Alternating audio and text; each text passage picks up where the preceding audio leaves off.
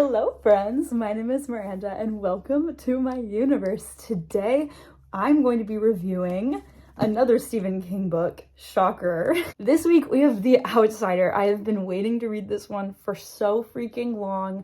I finally have. Let's talk about it. This review will be spoiler free up until a certain point, and then I will give a spoiler warning. So feel free to watch as much as you would like. All right, so The Outsider is one of Stephen King's more detective style books. In this one, we follow around Detective Ralph Anderson as he lives in Flint City, Oklahoma, and a terrible, heinous crime is committed. Now, all the evidence, all of the eyewitnesses point to coach and English teacher Terry Maitland.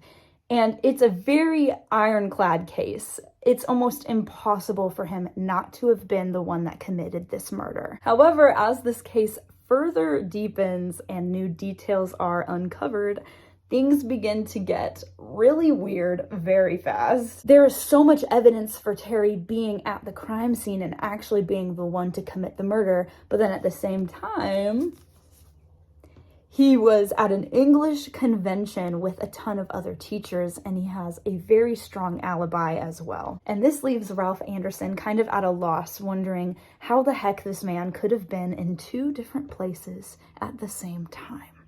Dun, dun, dun! I don't think that there is a single flaw about this book. I know you're probably like, whoa, Miranda, that's really crazy to say, but I'm being honest. Obviously, Stephen King is not a perfect writer, and I wouldn't say that this is my favorite book by him, but it was so well done. I actually lied to you. The ending was very anticlimactic. That was a kind of a turnoff for me.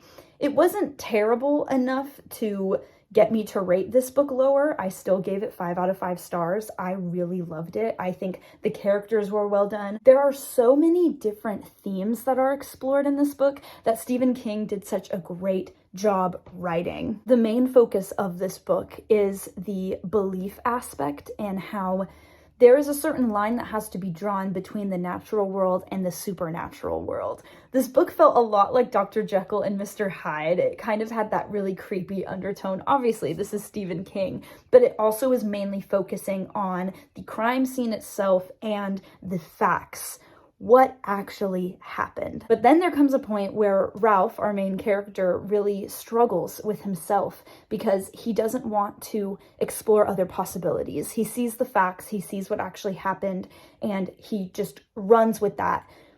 And even though these facts are disputed, and even though it's a physical action that had happened, it's impossible for someone to be in two places at once. And so he comes to this moral dilemma where he doesn't know what to believe anymore. And I love that exploration of how far do humans go before they actually believe in something they cannot see? How far, where's the line between, okay, this is fact and I believe in it, versus, oh, I don't see evidence for this, but I have to believe in it anyway because there is no other option. It was very interesting just delving into that supernatural versus natural world, seeing the human tendencies when it comes to horrific things. And also just the whole topic of grief was handled very well in this book. Every book that I have read of his, if it talks about grief, it is handled very expertly. It talks not just about grief from one point of view,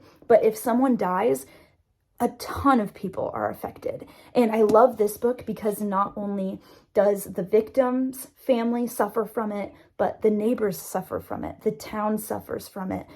Terry, who is arrested for the murder, him and his family suffers for it. And so it's kind of a punch in the face, like, oh my gosh, one incident can change the lives of hundreds of different people. And it sets the trajectory for different things in different people's lives to happen. I loved the complexity of everything. I loved the introduction of Holly, who, if you have read Mr. Mercedes by Stephen King, Holly is one of the main characters in that series as well. She's introduced in this book, and I love what she brings to the table. I love her character. She's getting her own book this year, so that's so exciting. That's actually why I read this one in preparation for that book to come out. I really liked the last half of this book. Even though the ending was anticlimactic, I do think everything leading up to it was so expertly done. I loved the character dynamics. I loved seeing how everybody worked together on this case. I loved seeing Ralph's growth in his beliefs and how that shaped his actions and what he think he should do, and how that affected not only him and the other detectives, but also him and his wife. I loved seeing him and his wife. That was probably one of the greatest dynamics in this book, in my opinion.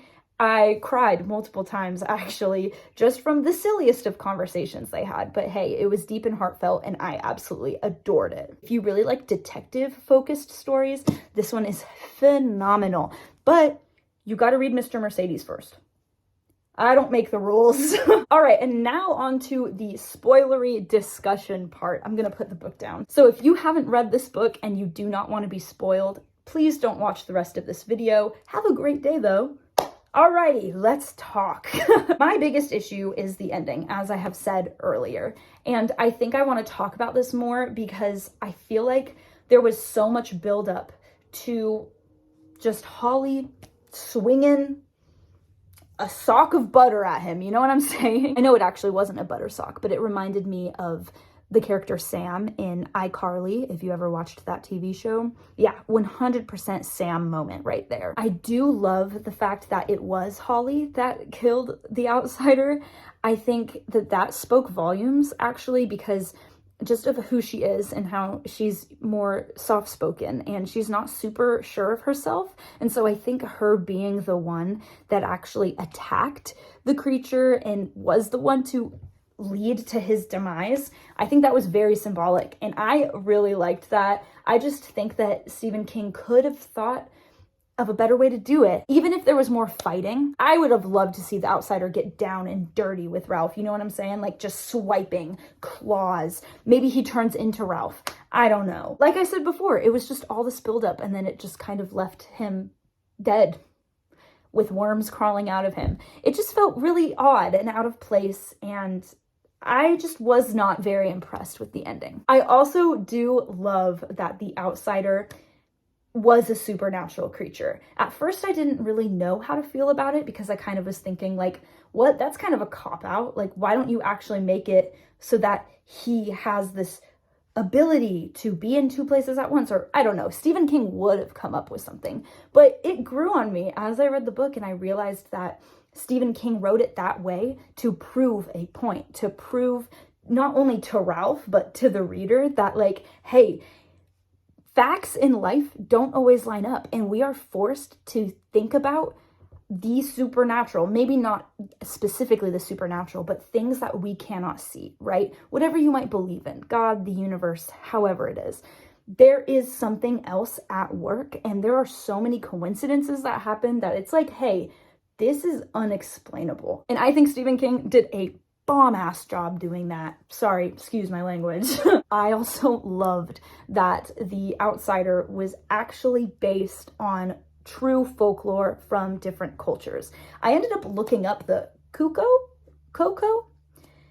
I forget exactly what it's called in the book because it is different from the real life folklore that it's based on. I just love when there is a fictional story based on not fairy tales, but like kind of fairy tales, folklore, whatever it might be.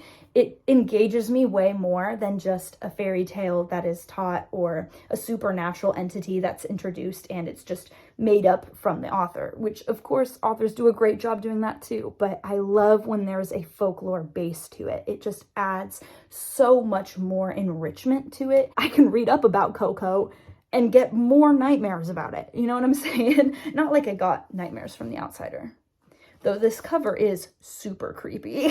I just really love this book, and if you have read it before, please comment down below your thoughts, your feelings. Did you like the ending? What do you think Stephen King could have done differently? What did you really, really like that Stephen King did? I want to hear all of your thoughts and feelings, and I will respond. I see all comments. I see all of it. And with all that being said, that is all for my Outsider review. Thank you so much for watching. I hope you enjoyed. Please be safe, make good choices. Love you guys so much, and I will see you next time. Bye! Dun, dun, dun, dun, dun, dun, dun, dun, dun, dun,